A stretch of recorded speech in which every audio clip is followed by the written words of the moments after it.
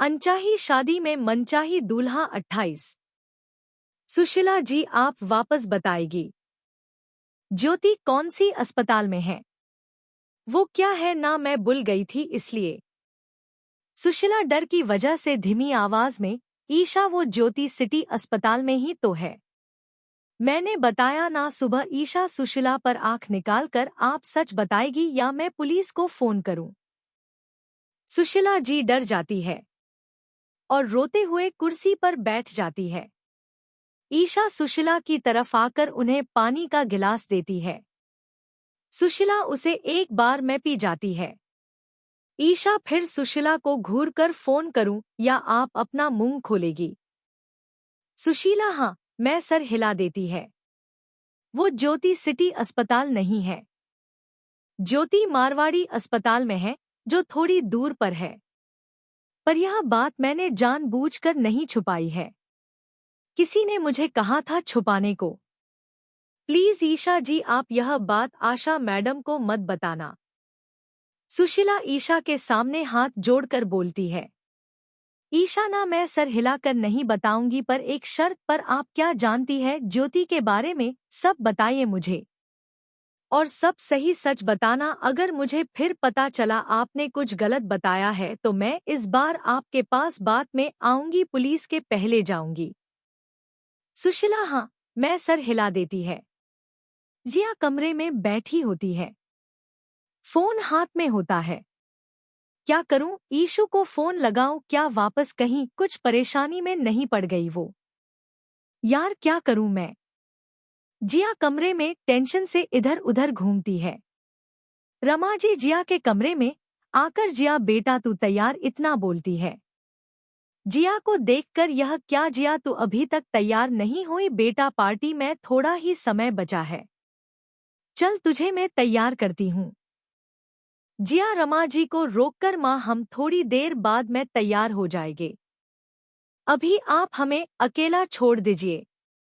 इतना कहकर दरवाजा बंद कर देती है। ईशा गाड़ी सड़क पर भगाती हुए जिया को फोन करती है। जिया ईशा को फोन देखकर खुश होकर फोन उठाती है और सवाल की लिस्ट खड़ी कर देती है। हेलो ईशु, तू ठीक है ना? तू कहाँ पर है? क्या कर रही है अभी? देख क्या बात है मुझे बता, और तू कब आएगी घर पर? जिया मुझे कुछ बोलने देगी। जिया आज मैं कब आऊंगी, कितनी देर में आऊंगी, इसका कोई पता नहीं है। जिया तुझे नहीं पता है, आज मैंने एक और ईशु बनता देखा। जिया पर मैं उसे इंसाफ दिलाकर रहेगू। ईशु तू यह क्या बोल रही है?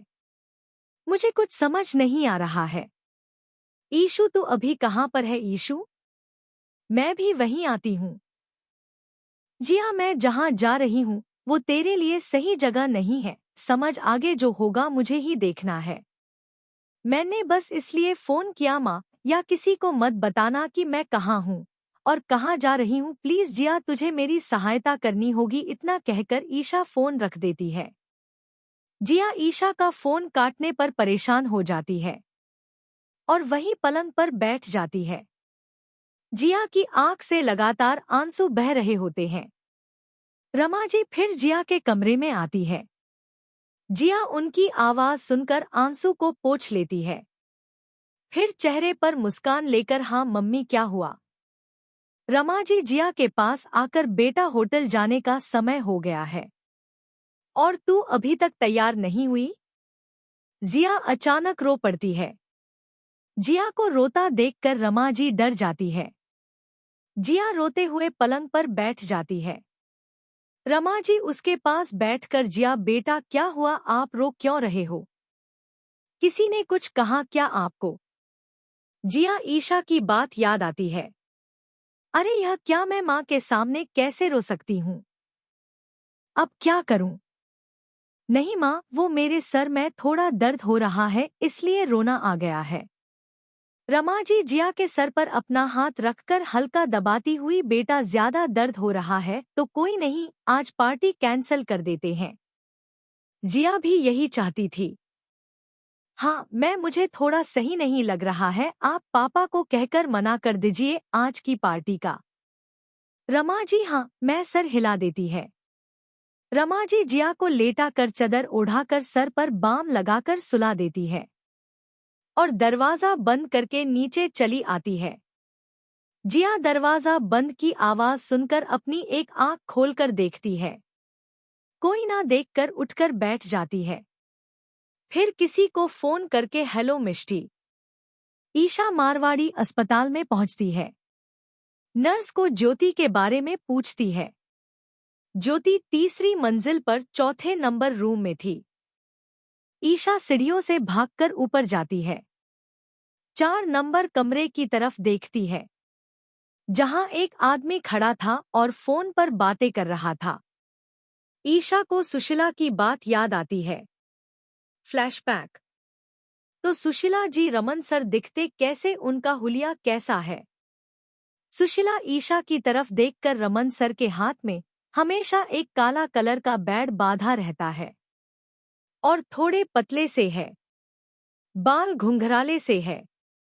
वर्तमान में ईशा उस लड़के की तरफ देखती है।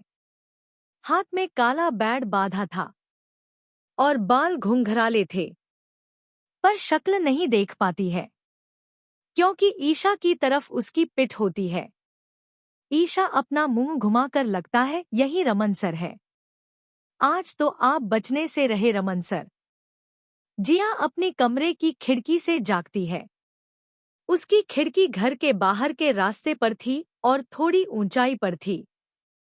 अगले भाग में कैसा लगा आज का भाग जरूर बताएं और समीक्षा जरूर दें।